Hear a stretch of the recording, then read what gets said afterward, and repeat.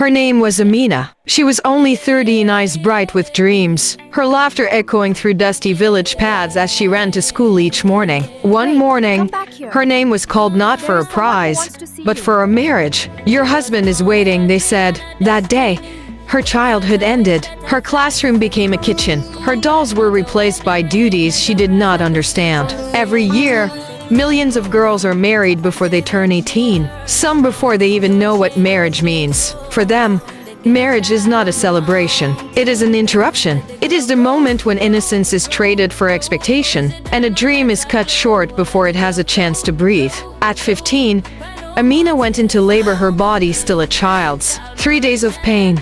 No doctor. No help. Just her cry against the walls of night. When the baby came, it did not cry, and neither could she. Then came the wetness that never stopped, the smell, the shame, the whispers. A hole had formed between her bladder and her womb, a vesicovaginal fistula. Her body was not ready. A vesicovaginal The baby's fistula head pressed is an too long abnormal against her connection pelvis. between the bladder and the vagina. It happens when prolonged labor cuts off blood supply to the pelvic tissue. The tissue dies, leaving a hole, and the urine never stops flowing. She leaks constantly, smells constantly, hurts constantly, and worst of all, she is blamed for it. She loses not just her continence, but her confidence, her community, and often her sanity.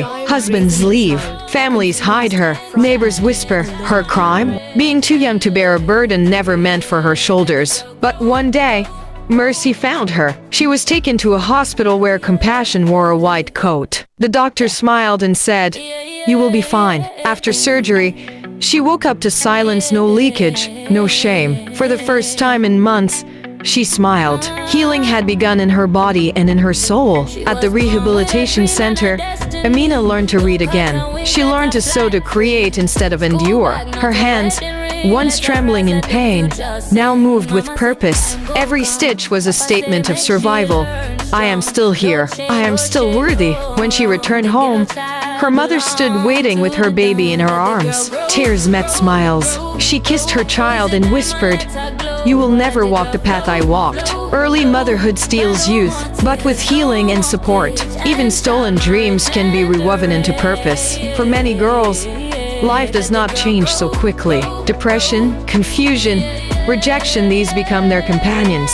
When a child becomes a mother, both she and the child remain in need of care, but every act of compassion creates a path back to hope. The story can change if we choose to change it. We can keep girls in school. We can teach communities that early marriage is danger, not destiny. We can support VVF centers and survivor programs. Each of us has a voice, and silence has never saved anyone.